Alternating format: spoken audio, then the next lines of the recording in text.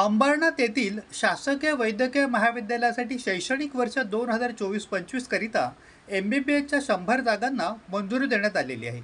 मुंबई आणि पुण्यानंतर आता अंबरनाथ हा तिसरा पर्याय उपलब्ध होणार आहे। या ऐतिहासिक निर्णयाचे ठाणे जिल्ह्यातील नागरिकांनी स्वागत केलेले आहे।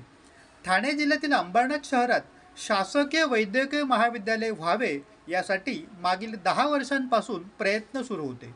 स्थानिक खासदार डॉक्टर श्रीकांत शिंदे आणि आमदार डॉक्टर बालाजी किनीकर हे दोघेही वैद्यकीय क्षेत्रातील असल्याने त्यांच्याकडून नागरिकांना ही अपेक्षा होती आणि त्यांनी केलेल्या प्रयत्नामुळेच आज त्यांच्या पाठपुराव्याला यश आलेले आहे। गेले 10 वर्ष ठाणे जिल्हा मेडिकल कॉलेज शासकीय मेडिकल कॉलेज व्हावं म्हणून प्रयत्न करत होतो।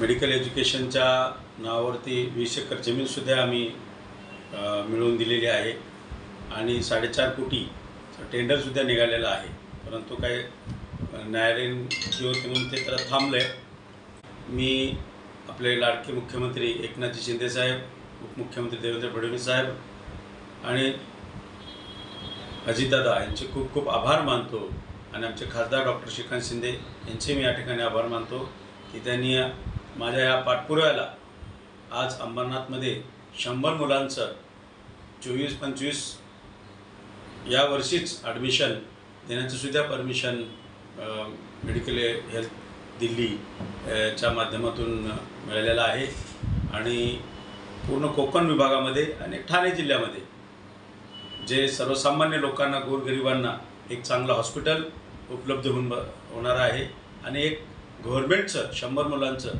मेडिकल कॉलेजसुद्धा मिळालेलं आहे। त्याबद्दल खूप खूप मी शासनाचे आभार मानतो आणि माझ्या ह्या पाठपुराव्याला भरभरून यश मिळालं त्याबद्दल पूर्ण अंबरनाथकरांच्या वतीने सुद्धा मी शासनाचे आभार मानतो। भारताचा बुलंद आवाज आपला Bharat channel subscribe, like, share आणि कमेंट्स करायला विसरू नका। रवींद्र थोरात, आपला भारत न्यूज, बदलापूर।